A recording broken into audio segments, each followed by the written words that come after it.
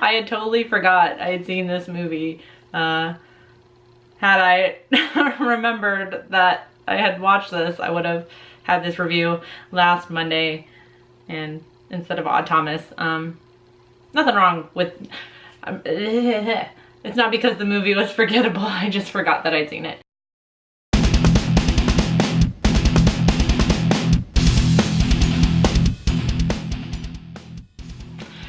Hey there, creepy peeps. We're back again with another new movie review this time. We got a new movie review, finally talking about The Conjuring 2. Anyways, right, so The Conjuring 2, directed by James Wan. He's become quite the household name in horror lately, I feel like. There's not, I don't hear a lot of criticisms about his horror movies, which I agree. I really enjoy all of his horror movies, so. I did actually enjoy this one too for a sequel. This was really decent. The Conjuring 2 takes us across the pond to a town called Enfield, or maybe that's the street name, I can't remember. Enfield over in England, where the Hodgsons are being terrorized by a demonic force.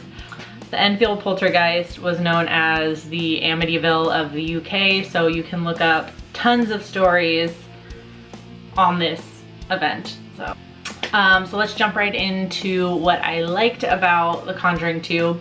What I really liked was the balance Wan kept between like the scares and like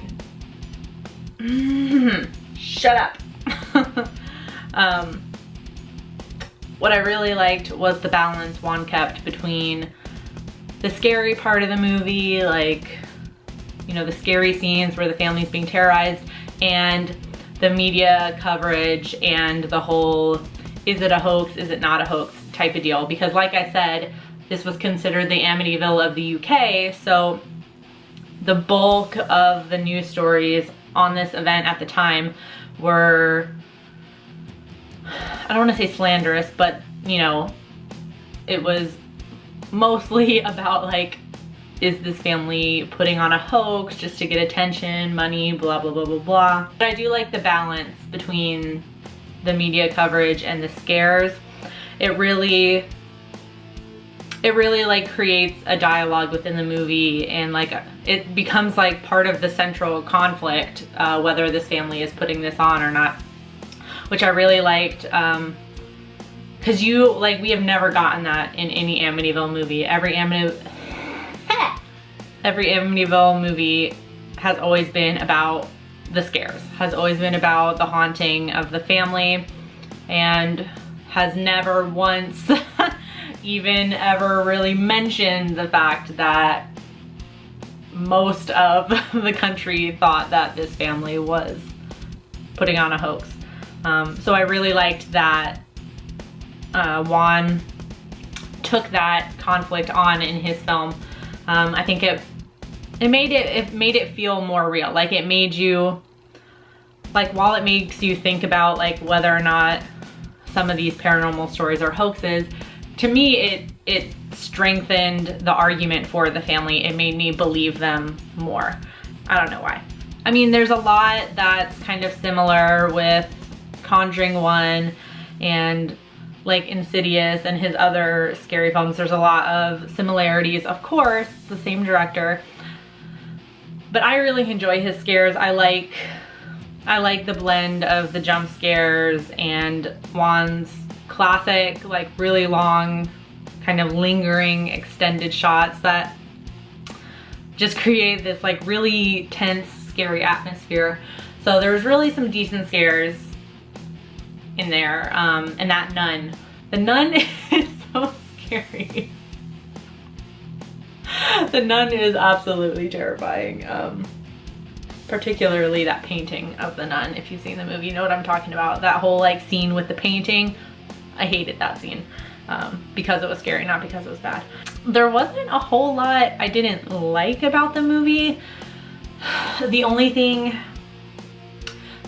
I could really say on it is maybe I'm just trying to think about like what other people might not like about this, because I didn't really have a problem with this, but the length of the movie. Ending credits included, this movie clocks in at just over 2 hours, which I feel like is really long for a horror movie nowadays. The one, you know, most of them, you know, just hit like the 90-minute mark, aren't very long usually. This one is quite long. I feel like, but it does encompass a lot. Like the Warrens don't come in until like well halfway into the movie. The Warrens aren't even there, so, which is like the first one, I believe. They focus more on the family and like the hauntings that lead up to them like desperately searching for help, which leads them to getting help from the Warrens, you know. So I didn't really have a problem with the length. It didn't feel that long until I got out of the movie, and you know, whenever you like turn your phone back on, and I was like, holy shit, I was in there for over 2 hours. The only other thing I probably could have used more in this movie was more of the family. The haunting is centered around Janet Hodgson. God, their name is hard to say fast. The haunting is centered around Janet. So of course we get scenes with like the other children being scared, but we focus mostly on Janet and her mother. And I don't feel like I got enough of the family. I feel like in the Conjuring one, I felt much more connected to the family as a whole, versus this one where it was mostly Janet who we're focusing on.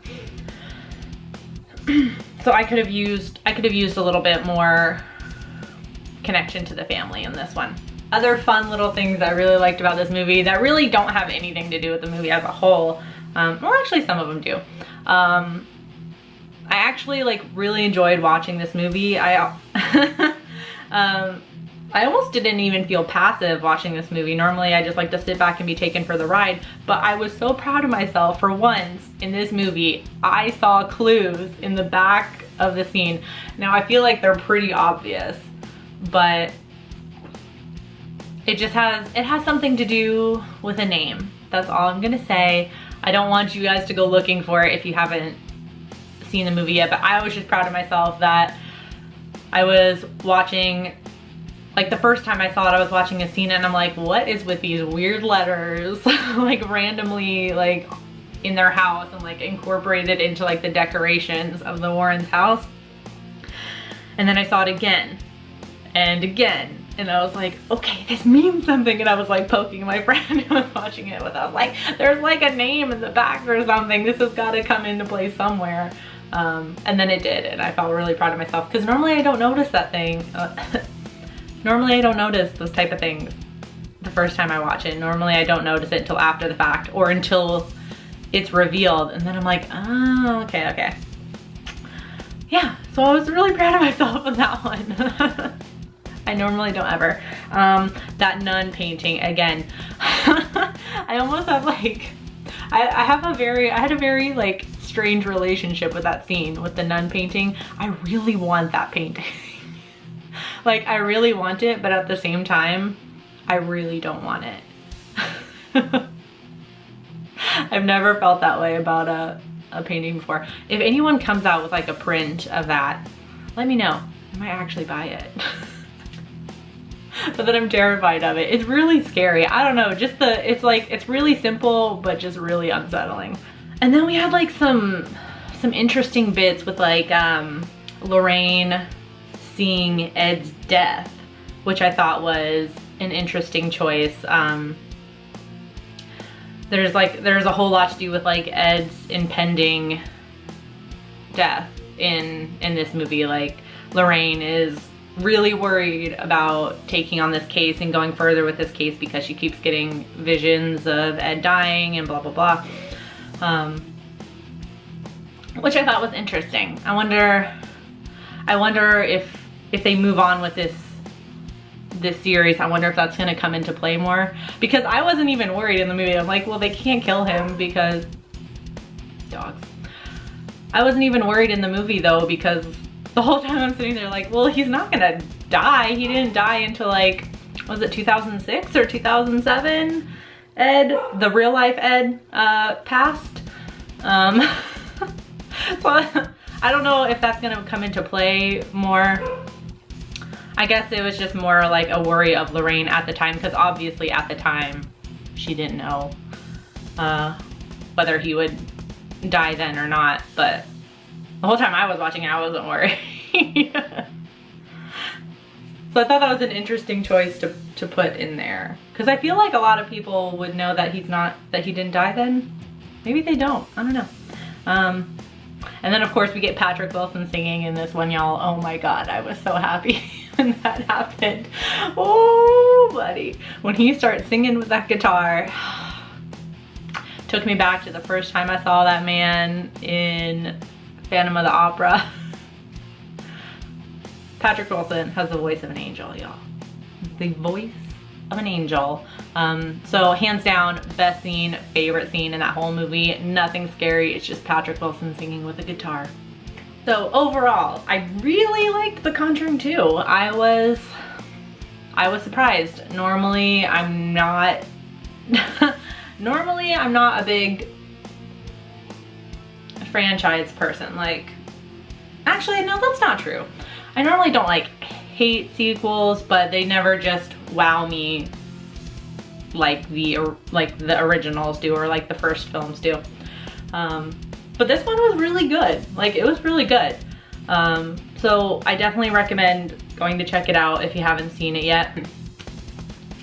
And of course, let me know in the comment section down below what you thought about it if you have seen it, and let me know your thoughts on James Wan as a director, filmmaker, as well, down below. I feel like there's a lot of praise for him, so I'm interested to see if there's anyone out there that really doesn't like his movies or something. Yeah.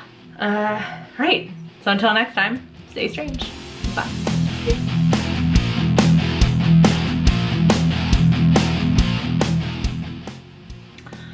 As always, guys, they're not clickable, but I leave I can't even say links, they're not links. As always, guys, if you want to follow me on any other social media, you can look over here. Generally in this area, they're not clickable because YouTube don't allow that, but they're there if you want to look me up on any other social media sites. Feel free, let's be friends.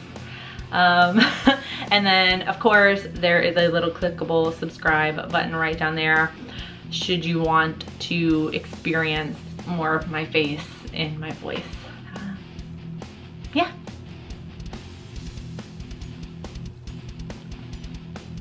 I don't know what that was.